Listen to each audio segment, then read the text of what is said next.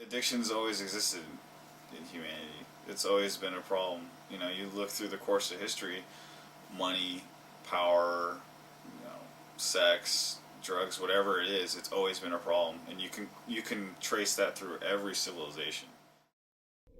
The world of Warcraft has turned massively multiplayer online RPGs into a cultural phenomenon.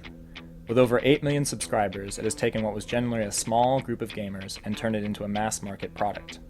Because of its popularity, more and more stories have surfaced in the news about its addictive qualities. In this film, we will try and answer what makes WoW so addicting and the effect this has on the players. I'm not sure why the hell I like it, but I do. It's just so addicting. Warcraft has acquired such a reputation for addicting players that it is regularly referred to as electronic crack and heroinware. By nature, gamers, whether it be online or the old MUDs or in-person Dungeons and Dragons type gaming, are very competitive people by nature. And they always want to be the biggest, the bestest, the fastest at whatever the game is and whatever the challenges are that they're being presented with. And what becomes unhealthy by way of addiction is allowing your need to be the biggest or best to overtake your real-life responsibilities. Most forms of fulfillment or satisfaction that the real world fails to provide can be found in the MMORPG world. Everyone can feel a sense of accomplishment and find a way to escape. For like a lot of kids in high school and stuff that play it, they have all these like insecurities and like social insecurities, and I think that they kind of are able to make a lot of friends on there like that.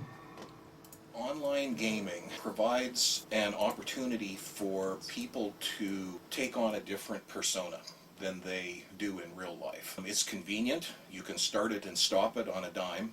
You have the opportunity to become someone different and something different than you are in real life. Is that a computer game? No, Artard. It's an MMORPG. These are real people I'm playing with, see? I'm a hunter, level 2. I can chat with all these other people. I can even wave to this guy, see? Hello. In the outside world, I'm a simple geologist. But in here, I am Falcorn, defender of the Alliance. I've braved the Fargo Deep Mine, defeated the Bloodfish at Jared's Landing. I think it can be destructive when people begin to get wrapped up in it emotionally and begin to define who they are based upon the persona that they create in the game. Rather than being a world of fantasy set apart from real life, the realities of gamers are not clearly distinguishable between offline and online realities. Rather, the online interactions of gamers are deeply embedded within their offline lives, and vice versa. I think most gamers would want to say that it doesn't, because they like to think that their time online doesn't negatively impact anything in their life. I know a couple of my friends who've dropped out of college or been kicked out of college because it's just taken them over, or lost their jobs, or I don't know, gained 100 pounds. Literally, seriously. I mean, it happens. It takes over your life. So it's important to keep a balance. I don't play a lot, like I think about it a lot, or I get really stressed out when bad things happen to my character, and I actually get upset in real life. When I first started playing, I played a lot. When I played my MUD, I used to, you can ask some of my friends, wouldn't come out to play basketball or football or something like that. I would spend like 7-8 hours straight just sitting on the computer. I'd only get up to go get food, go to the bathroom, and I would have everything in my area. I would have a TV, I would have, everything comfortable, bed, I can just sleep whenever I need to, just play, wake up, do the same thing over and over and over again, day after day. Actually, a couple of people that I play with in my guild I forget what the disease is, when you don't eat a lot and you're like really malnourished, and he ended up going to the hospital just because he sat at his computer all day and his muscles just pretty much withered to nothing. I have had friends and acquaintances in online gaming that lost perspective and got really upset or depressed or angry, upset at themselves, upset at their friends. In the same way that drug addicts schedule every minute around drug purchasing and using, many MMORPG players wake up early, go to bed late, call in sick, rush home from work, and spend lost weekends in front of the computer. Like, we come home on the weekends and people are like, hey, we got a party, and we're like, no, can't make it, sorry. And then we're all sitting there in front of the computer doing everything. It's sick, it's great, it's awful. I guess the thing that keeps a lot of people playing WoW for a long term is that it's almost impossible to ever completely accomplish anything in the game. The game is completely open-ended. Your character is never done, basically. There's always something you can improve on.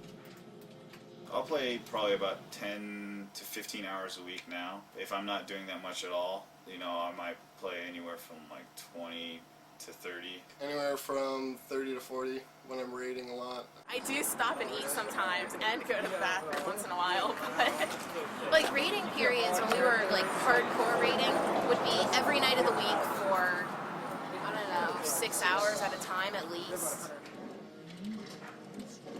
I used to actually schedule time for World of Warcraft or other gaming because I'm a busy person, and if I didn't actively do scheduling, I'd find that I'd be on a computer playing a game when I should be doing other things. Yeah, it was pretty much just I did my homework and the rest of my time was devoted to WoW. It got really bad. It was the only way that I could talk to him, so that's pretty much why I was on a lot also, I think. But I did get pretty addicted. Some days I would go for like, I'd play for like 12 hours, just straight WoW. And he's even worse though. He's played for like, I think his not listening. I think that he's played for like 4 days without even sleeping at all. Tim, what's your record? Playing WoW without sleeping. Wow. Yeah. A little over a week. No, without sleeping. Maybe.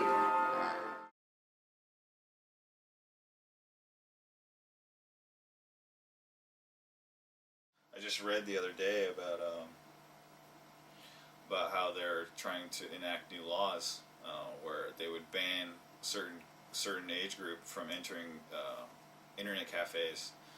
And then I also read an article on the BBC about how some of the institutions over there designed to treat drug addiction, are now being used for gamers. And that, you know, there's like three levels. You know, there's like the first tier where everybody's they're either voluntarily there or involuntarily there, but they're all there for, you know, just to get off gaming and to get their lives straightened out, you know. And then there's a second tier where they're a little more advanced stage in addiction, but they don't really they have a much harder time, you know, getting weaned off of it. And then the third level is, you know, I heard they're just lost, you know, like a heroin addict. And I've actually read an article that was in Wired magazine about how people that are being hired for certain managerial positions in businesses that cite that they have run a WoW guild or played WoW are actually getting like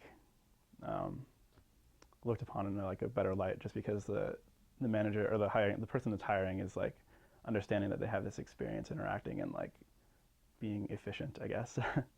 In order to have online gaming be a healthy activity, in my opinion, I think that people really always need to remember and keep at the forefront of their mind that it's just a game.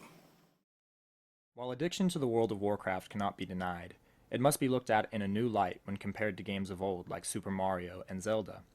The social interactions and greater time commitment required change what once was called a game to something that has blurred reality and virtual reality. Is carrying out a virtual life an addiction? World of Warcraft does not provide a complete experience for another life, but is a stepping stone to the future of MMORPGs and suggests that they will become an extension of reality. How can one call this addiction if it has become normal life?